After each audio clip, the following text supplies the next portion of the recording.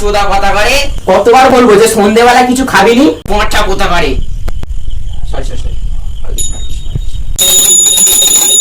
অমনি অমনি আবার জল গিলতে লেগে গেছো অমনি।